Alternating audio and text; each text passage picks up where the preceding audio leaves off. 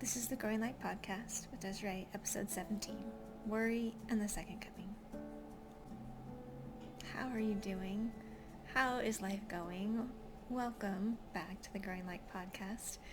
I am having kind of a surreal week. My daughter is at FSY and loving it, and I am trying to spend this week just touching base with the Lord every morning and finding out what he would like me to do that day. And normally, so I live in a little town in Wyoming where there isn't even a Walmart, okay, for shopping. So we have a big grocery store, like a normal grocery store, but just one. And yeah, the shopping is limited. So for the week that my daughter's at FSY, I am nearby in a hotel, and I have all this shopping at, right outside my door, and I want so much my tendency in these situations is to try to get all the shopping done that I possibly can, and kind of drive myself crazy. Not that I think I'm going to, right? Because it actually sounds fun. I like shopping. But this week, well, inevitably, I end up driving myself crazy because I just spend a lot of time looking and trying to fit in as much as I can. But this week, I decided to do something a little bit different.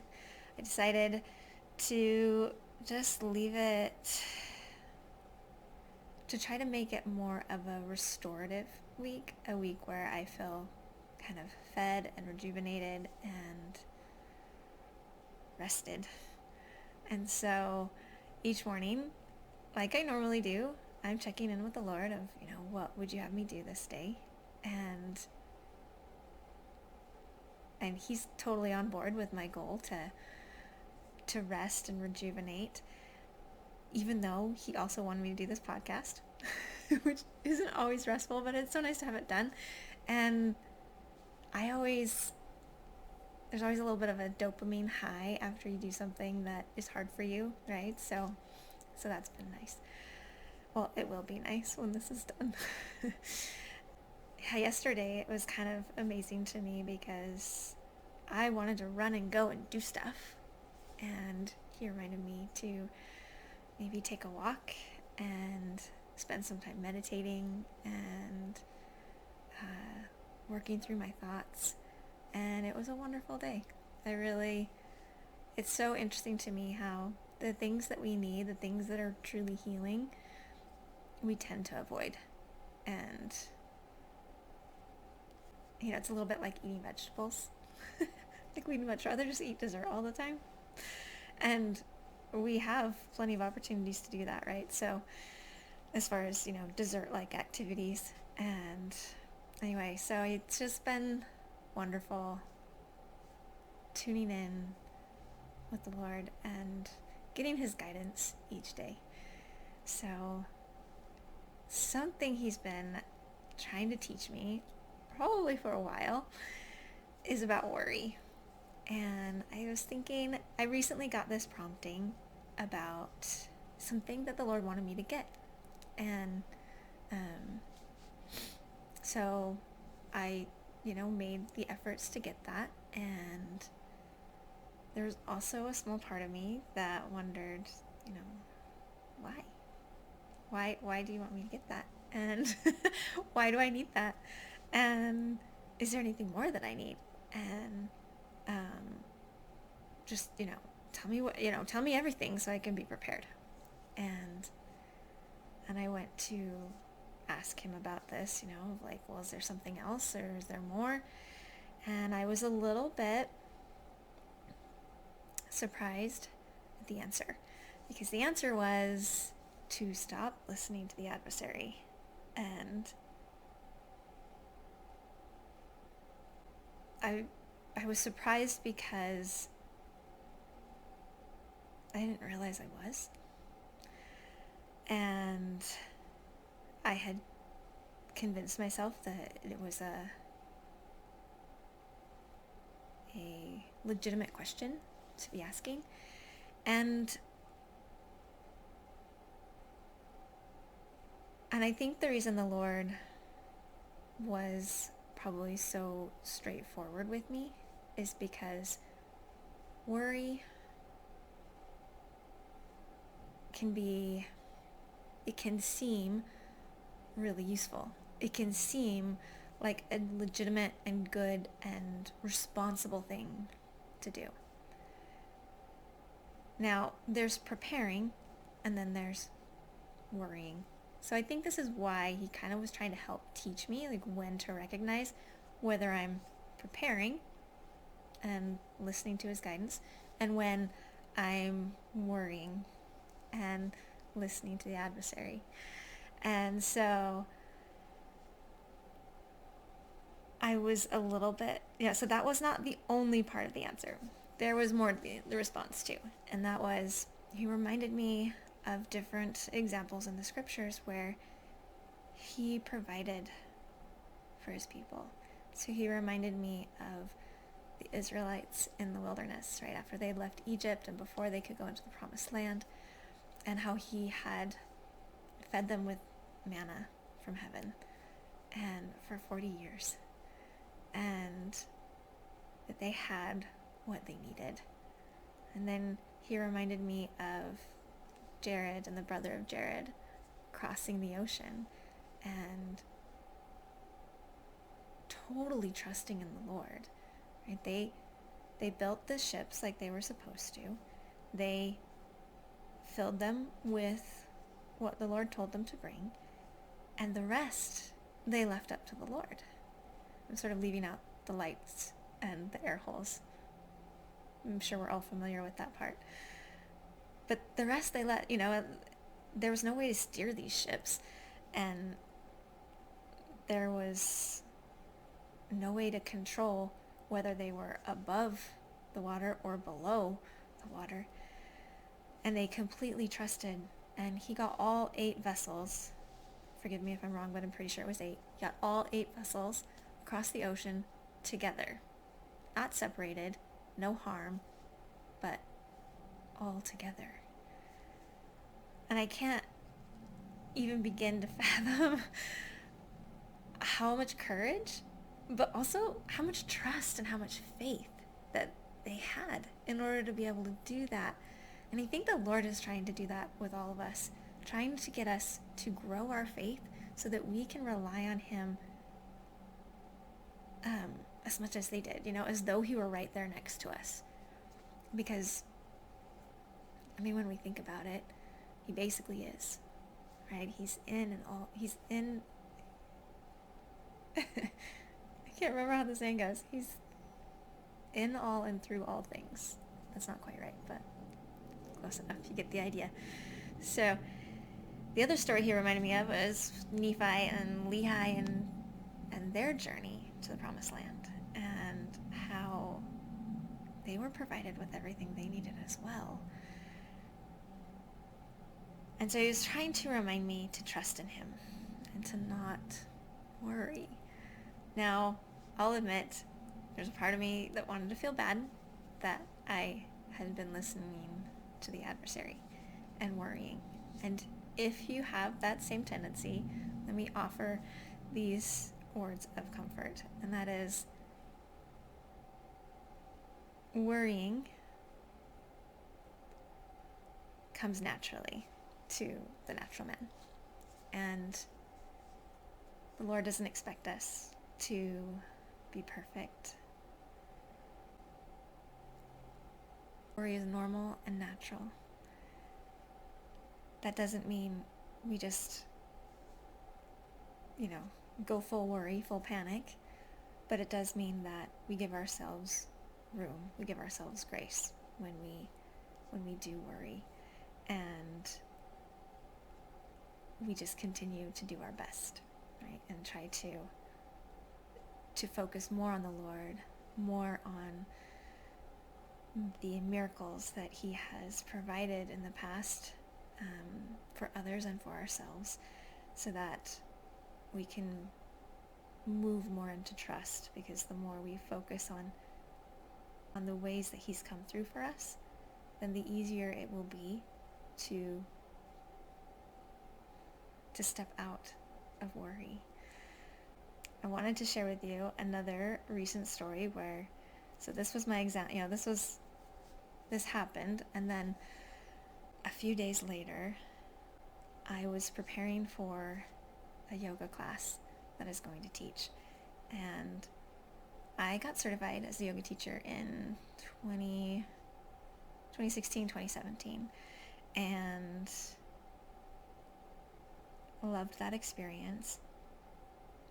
But to be honest, I needed a lot of work.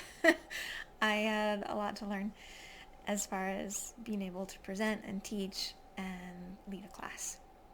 And I would have some classes that were really good and some classes that were really awful.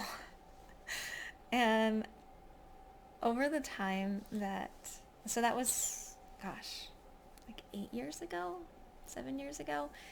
Anyway, in that time, the Lord has shown me time and time again that He'll keep giving me a chance to teach.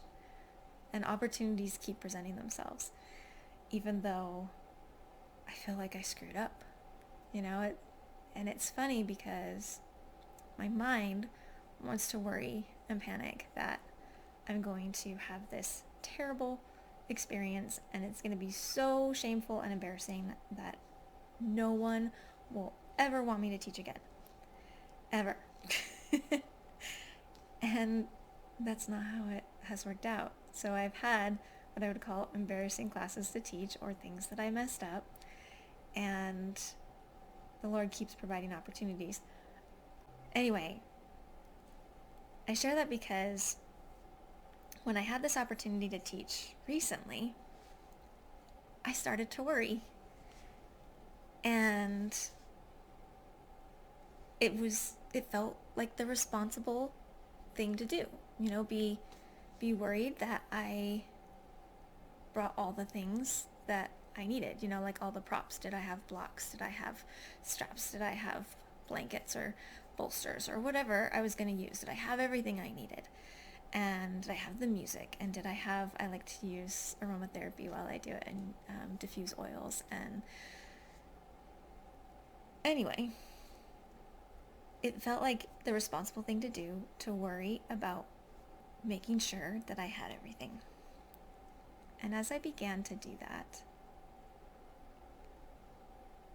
I remembered this lesson of, one, listening to the adversary and realizing that I could get ready for this yoga class without the worry. I had a sequence prepared.